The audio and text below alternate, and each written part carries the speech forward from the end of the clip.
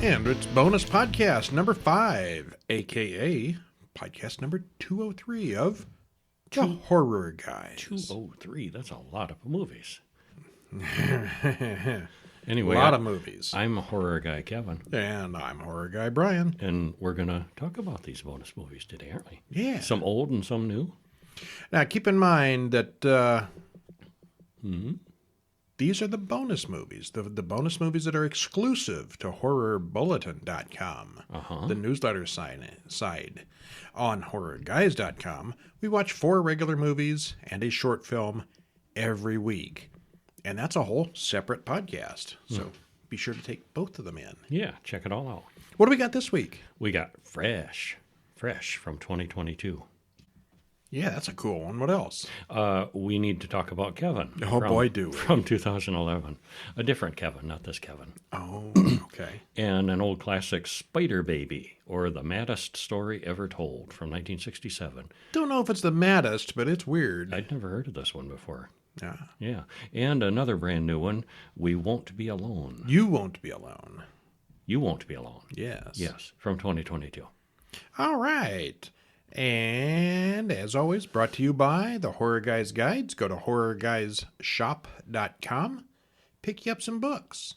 We got books on Universal films. We got books on Hammer films. We got books on Roger Corman films. Corman. The brand new Roger Corman book is out there. Kevin's coughing up. Brand new Brand new. book. Yeah, all about Roger Corman, the stuff he did, the horror stuff, and some of his favorites. And he's really prodigious in the business. He did a lot of films with Vincent Price, who we also have a book on. Yeah. Hint, hint. Yeah. HorrorGuysShop.com, or just go to HorrorGuys.com and find the links. All right, which one's first? Fresh. Eat fresh. Because it's good and fresh. And it's brand new, so we're not going to spoil it very much. But we'll talk about it some. Yeah. Well, actually, you get awful lot of spoilers just from the movie poster. Quite a bit. But a movie like this, how are you going to tell about it? Without spoiling it some. Directed by Mimi Cave, written by Lauren Karn, stars Daisy Edgar Jones, Sebastian Stan, JoJo T. Gibbs, and Andrea Bang. Hour and 54 minutes. It's kind of a long one. Worth it, though. Spoiler-free. What happens? It's just the story of a young woman looking for love. She finds a terrific guy, and they live happily ever after. At least that's how it goes from the beginning of the movie. But this is horror, so you know it's not going to be that easy. This was really beautifully done. And you can suspect right away, almost right away, what's going to happen. And you might be sort of right. But how is it going to end? You got to watch to find out. Yeah. Because you don't know how it's going to end. It could go multiple ways. Well, the first half hour is a perfect Hallmark movie. It is, yeah. But you know from the movie poster, it's not going to stay like that. Yep. All right, the main character's name is Noah, N-O-A. Noah swipes right on the dating app. She goes into a restaurant, and the guy she's meeting talks about acid reflux throughout the whole meal. Oh, and he's wearing a T-shirt and a long scarf. He says it looks like she's wearing a blanket. She'd look better in a dress, he says. Well, he's a pig, and a cheap one at that. They split the bill when they're done. It's really an awful date. Well, of course it is an awful date, because he ends up calling her a stuck-up bitch as they say goodnight for the evening. There won't be a second date. There wasn't much of a first date. Yeah. Well, Noah and her friend Molly laugh about the story the next day.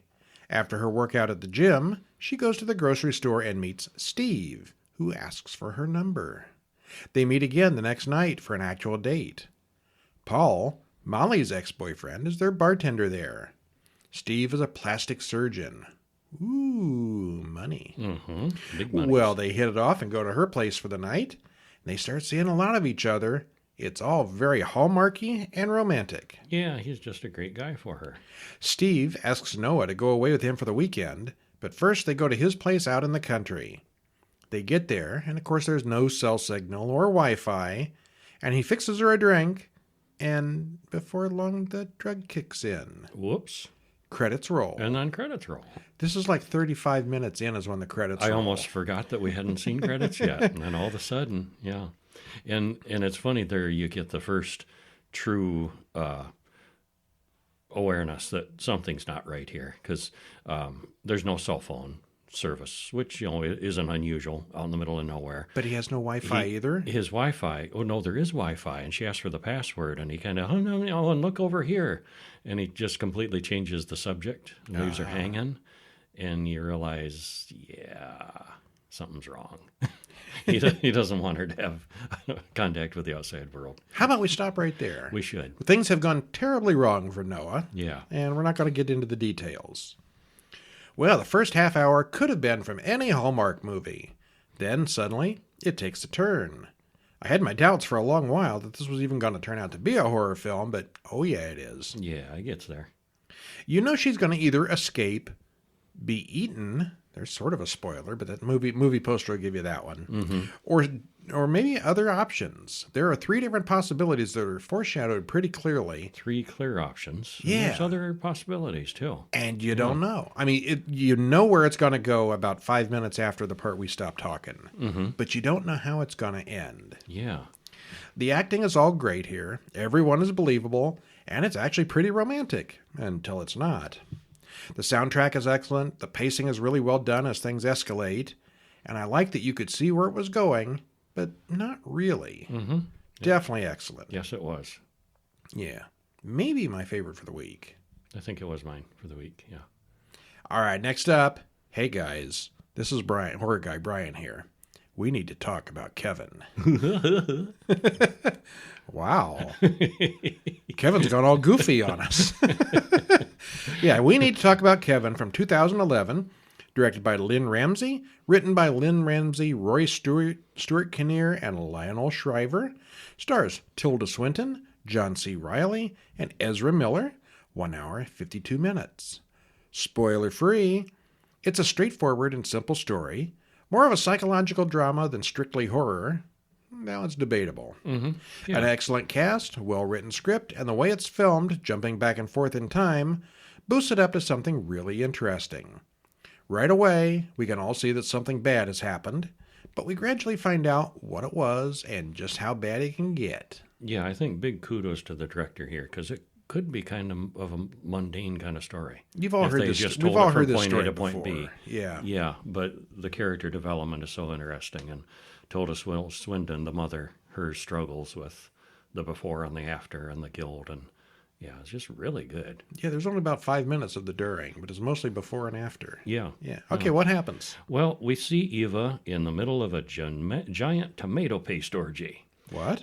Yeah, it's that festival in Europe where they all, like the entire town, throws tomatoes at each other and just pounds and pounds and gallons of tomatoes everywhere. And It looks really messy. Big old tomato fight, yeah. Well, she wakes up. It's really just a messy house. That was a dream from the past. She goes outside, and the front of the house is covered in red paint. So is her car. Somebody's hating on her. Well, we cut to an earlier time, when Eva's daughter has an eye patch, and teenage Kevin gets ready for school.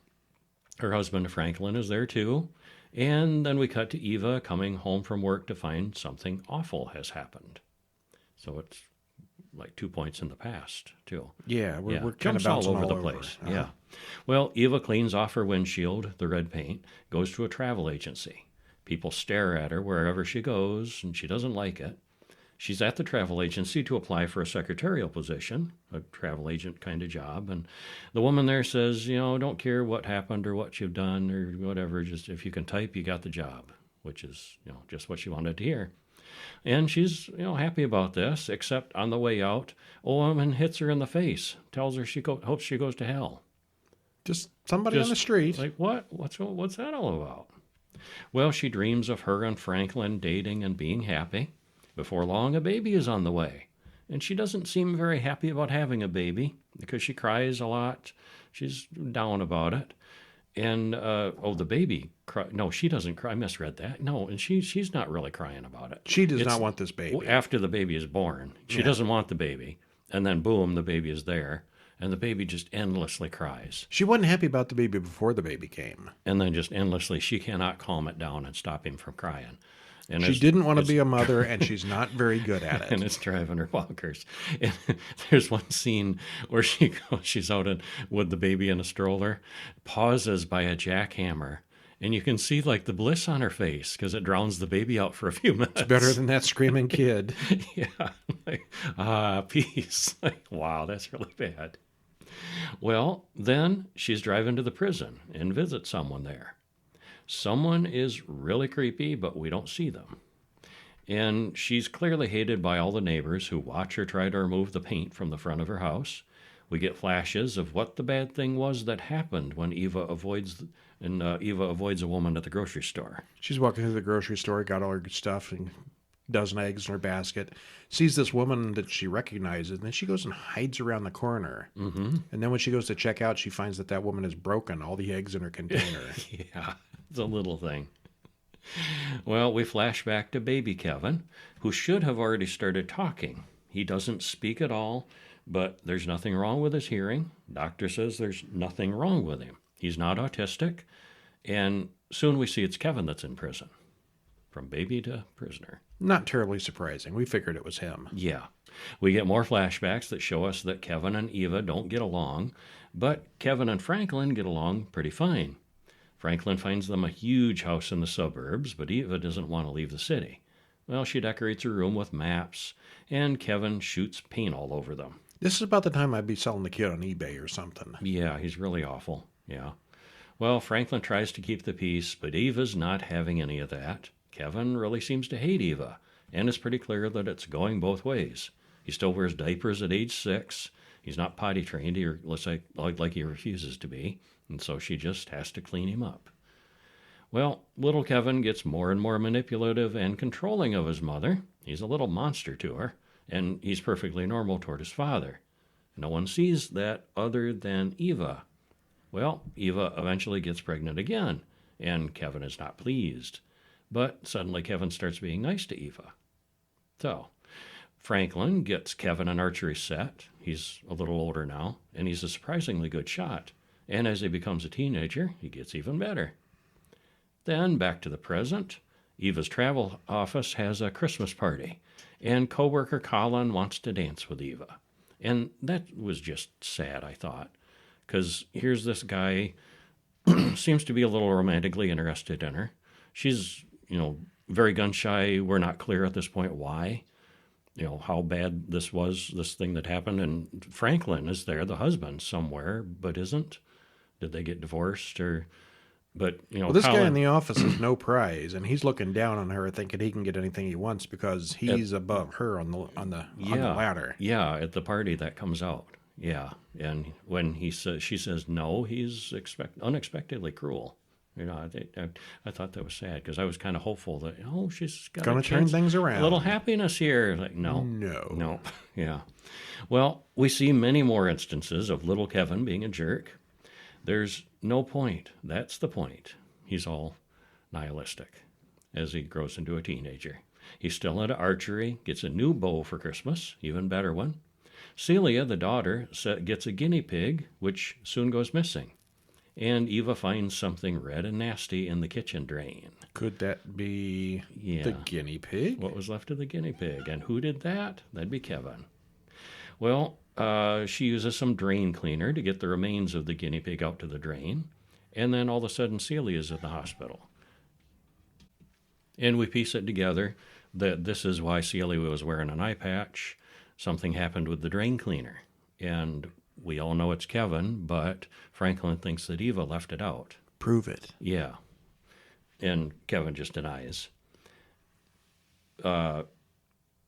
He wants a divorce. At this point, he's asking her a divorce because he's had enough of her nuttiness. And Celia, but it's Kevin's fault. It's all Kevin. Mm-hmm, yeah. Enough of this crap. Yeah. Well, Cecilia's going to have a black eye. Celia. Not a black eye, a glass eye. Glass eye, right. Well, Kevin gets a package in the mail, and Eva opens it, and they're all there. They all see what's in it. It's a bunch of heavy-duty bicycle locks that he says he's going to resell at the school for a profit. And Franklin thinks that's great. Well, the next day at work, someone barges into Eva's office and asks if Kevin goes to Gladstone High. We see that Kevin has used those locks to seal up all the doors in the school and gone on a killing spree with his bow. Eva rushes to the school. When she sees the fireman cutting those bicycle locks off the door, she knows what has happened. The doors open. Kevin comes out and surrenders himself to the police. And he does look smug and happy, don't he? He does, yeah. Well, and at first I thought it was hooey. Like, it's not a gun. Come on, it's a bow and arrow. You'd be so slow. But what he did was, it was an assembly, and he was up on a balcony kind of thing. And, and it showed him shooting, just pachoo. It would take a while to clear out an entire assembly through those doors. And he would just have a high vantage point to pick out targets as he wanted to.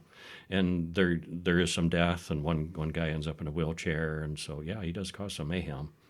Eva drives home after all this to find Franklin and Celia out in the backyard, both shot dead with arrows. Well, he killed them first before happened going to school. Earlier, yeah. Yeah. Well, and back in today, Eva has finally gotten all the red paint off her house. She's been working on that off and on through the film. She goes to see Kevin in prison again. It's been 2 years. She wants to know why. He says he isn't sure.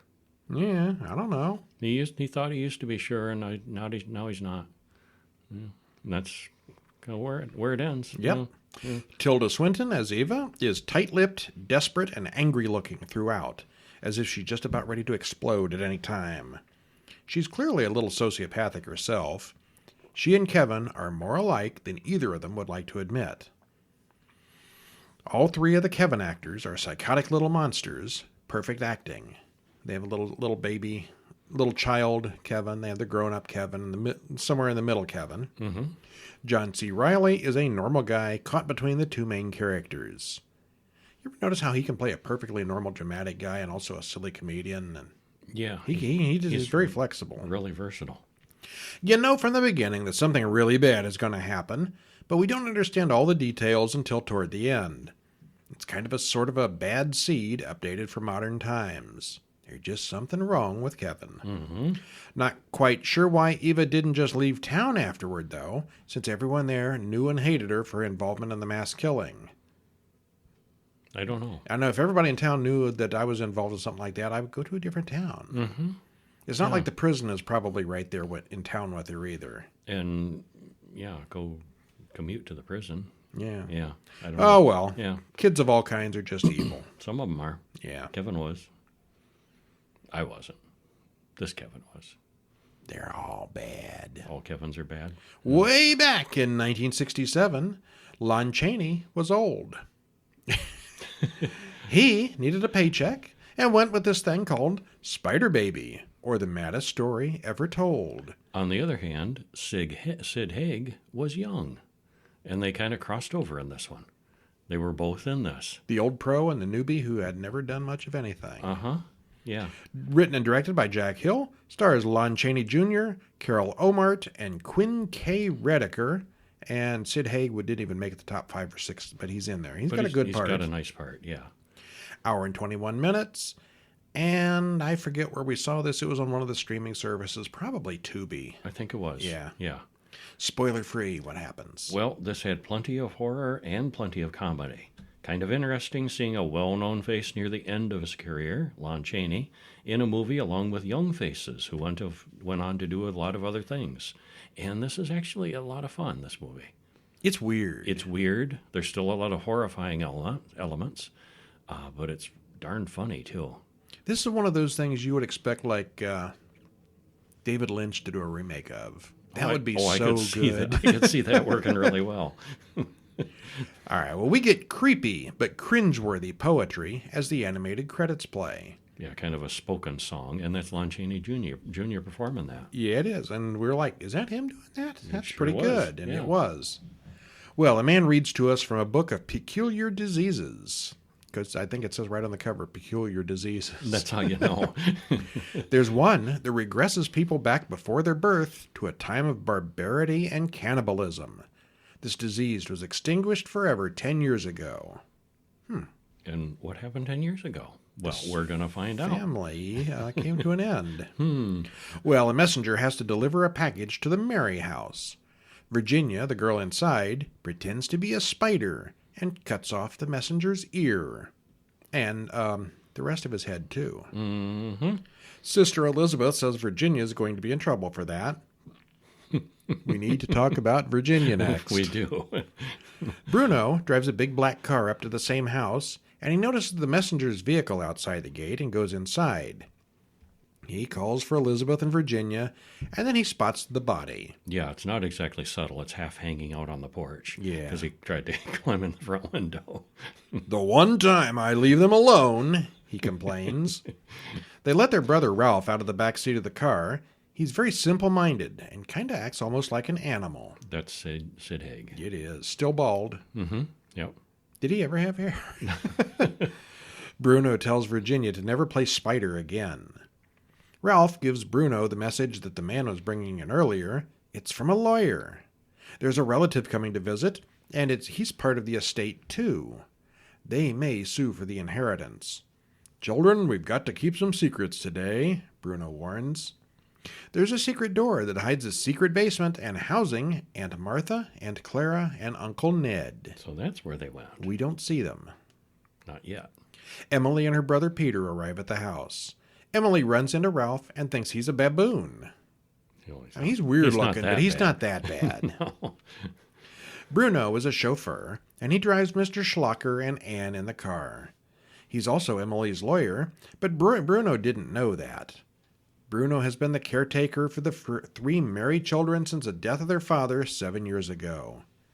Bruno said that the three are not ordinary. He calls them retarded. Beep. That was a good beep there. I have to censor that out. Schlocker says they should be put into an institution. Well, that was the word back then. That's I know. what they used. Yeah. Soon, everyone arrives at the house. Bruno says he swore that the children would never become open to public scrutiny. Bruno also adds that the three children are not just beep, they also regress back in time. These three are the unfortunate result of inbreeding. Couldn't have figured that out by looking at them. Schlocker wants to know about Clara, Martha, and Ned. Bruno said it became necessary to put them in a more private sort of institution. Virginia crawls around outside looking for bugs to eat like any normal spider would. Ralph, on the other hand, hunts for a cat. Peter gets a kick out of Ralph, all dressed up for dinner. He's wearing this little child's outfit from like the 1800s, and he looks like a clown. Yeah, he does. Yeah. Virginia takes care of Barney and Winifred, two large, real spiders. Bruno cooks the cat Ralph caught for dinner. We don't eat dead things, Elizabeth says. They're all forbidden to eat meat. Eating flesh will worsen their condition. It's a very awkward dinner. It sure is. But Peter's into trying everything. Emily is basically in shock at these people. She eats a candy bar and potato chips from her purse. Yeah, that's where I'd be.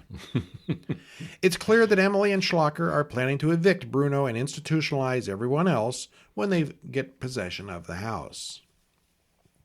Anne and Peter talk about old horror films like The Wolfman. What, Nope. Did you say Lon Chaney was in Lon this? Chaney Jr. Bruno warns that there's going to be a full moon tonight. Emily says she hates spiders, and Virginia takes offense. Peter then drives Anne to a motel in town. Except they don't go straight there. They stop at a few bars first and get all liquored up and party. Then by the time they get to the hotel, well, Yeah, it's too late. yeah, all booked up. Virginia mentions that Schlocker looks like a big fat bug. Elizabeth thinks that maybe Virginia should go play spider. Uh-oh. Their father, who's been dead for 7 years, is still lying in his bedroom decomposing. Ew. The girls both kiss him goodnight every evening. Schlocker goes downstairs at night to explore and finds the messenger's ear. Then he finds a secret door and goes downstairs to where the older relatives are caged. The two girls come in, and he says, "This is beyond the bounds of prudence and good taste." How dignified. Oh my, prudence and good taste. They scream and come at him with knives. "Kill him!" they scream. And they do. No more Schlocker. A little later, Bruno watches Schlocker's dead body go up the dumbwaiter. Bruno knew this was coming someday. Bruno explains that more men like Schlocker will be coming for them. Bruno says that there wasn't time anyway, since Ralph is almost at the point he'll have to join Uncle Ned and the others downstairs. Bruno says he's going to get something for the girls, a big surprise. While he's gone, Emily finds Schlocker's body too. She runs off with the girls right behind, and Emily runs right into the arms of Ralph. Peter and Anne have been at every motel in town, but there aren't any vacancies left. They're both really drunk, so they decide to go back to the Mary house. The girls welcome them home in the creepiest possible way. Virginia ties Peter to a chair. It's her spider web. Meanwhile, Bruno goes to the new bridge they're building and steals some dynamite. Emily wakes up out in the field outside. Emily attacks Ralph, Ralph attacks Anne, and Peter knocks over the spider cage, releasing the whole collection at his feet. Spiders everywhere. Spiders, spiders, big spiders. Aunt Clara and Martha grab Anne and Emily and eat them. Well, okay, cannibals in the basement. Yep, they busted loose. Bruno returns and gathers the 3 children in the basement. He lights the fuse to the dynamite just as Peter rolls down the stairs. Yeah, he knows he can't cover for him anymore. It's time to end things. Peter grabs Anne, who isn't really dead, and rushes out of the house. Uncle Ned and Clara get out, and they're big hairy monsters looking kind of werewolfy. Then the bomb goes off, killing the whole family. Peter, the only survivor, inherits everything. He explains that the Mary syndrome is now completely extinct and eradicated. He then married Anne, and they now have a daughter. Who's 10 years old? Yeah, little Jessica goes outside and admires the spiders. Uh-oh. Oh, it's good. This was just a funny one. Yeah, it was. The opening music, Spider Baby theme, was recorded by Lon Chaney himself. It's not exactly a song, more of a spoken lyric kind of thing, but it's really good. The Awesome Ralph was a very early appearance by a very young Sid Haig. Lon Chaney was really good here.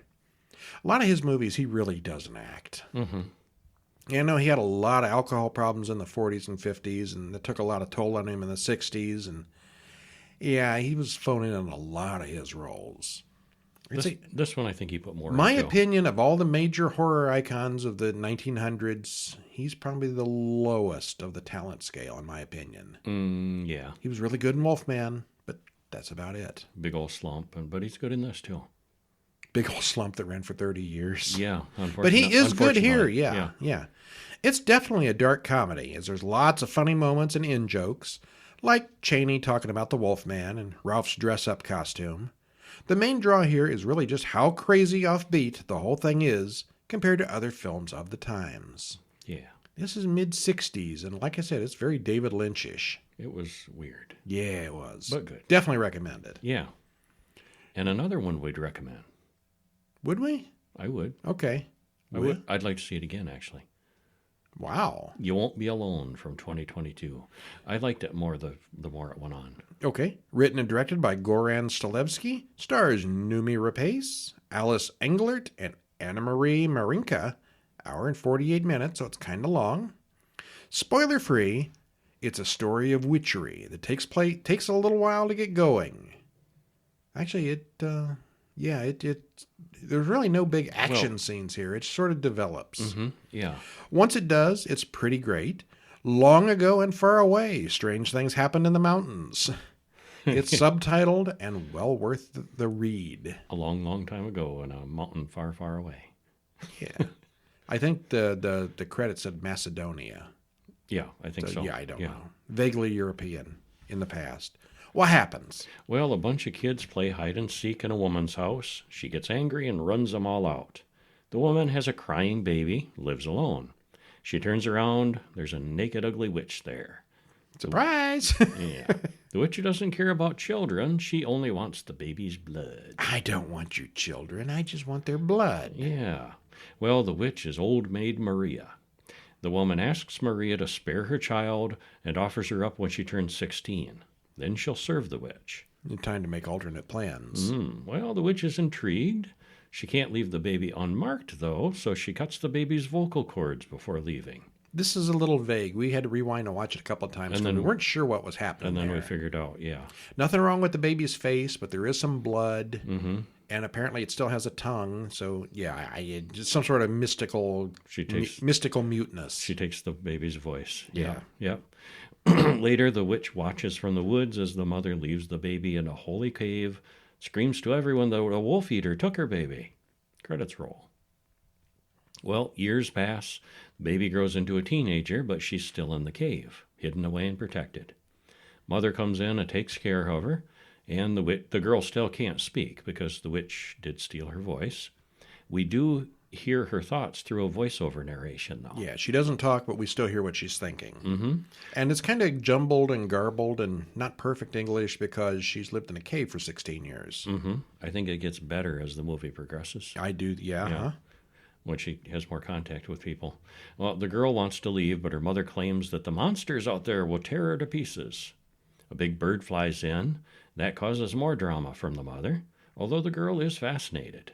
The mother attacks the bird fights back, and then the mother, who now acts completely differently, leads the girl outside for the first time. The girl sees trees and cows. Mother scratches the girl and then spits cow blood into the wound, some kind of bonding ritual. And we soon realize that this is not Mother, that's really Maria the witch, who has changed form and collecting her now that she's 16. Uh-oh. She's with the witch now. Well, the girl, Billiana, realizes the witch has killed her mother, but goes along with things anyway, because she's fascinated by all the outdoor things. Billiana's fingernails grow into claws, and she eats animals. She's a witch, too. Well, eventually she comes across a man out in the woods. The man tries to hit old Maria with his axe, but she messes him up pretty badly. Maria teaches her how to drink blood. "I chose you," she says. Well, the two argue back and forth a bit about various things, and Maria abandons her abandoned daughter. She turns into a wolf and runs away.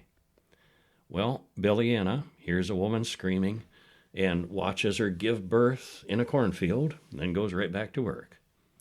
Billiana... Yeah, you've had your 5 minutes. Get back to it. Yeah, that's basically how it was, yeah. Billiana and the woman fight, and the woman is killed. Billiana drinks her blood. She likes it a lot. And then she transforms into the dead woman, just like when the witch killed her mother. Except this woman has a husband and mother-in-law. That's probably a good place so to awkward. stop. Yeah.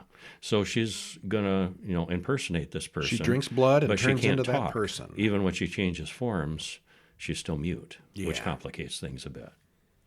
But, I thought this was good. I mean, right about then is when I really started enjoying it. It's like, oh, she's, she's going to take on the form of these, this person and try to blend in and learn how to be a human, basically. The many lives of Billiana the witch. Yeah, and this isn't, semi-spoiler, this isn't the only person she becomes. No. Yeah, and I thought that was kind of fascinating as it went along, and she gets more knowledge and gets stranger, yet also is able to fit in more, and yeah.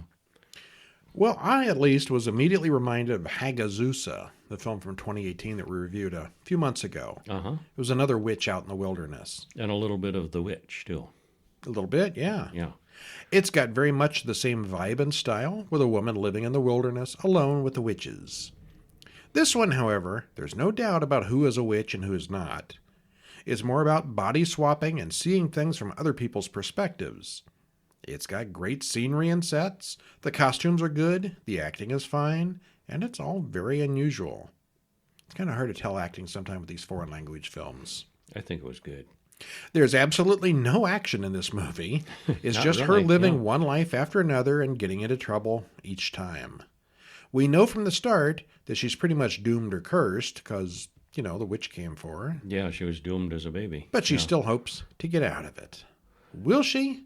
Tune in and find out. And there's some action. There's a little gore and fighting. And, Oh, yeah, there's definitely gore. But it's pretty low-key. Yeah, no big witch, magic battles or anything. Yeah, the magic is subtle in it.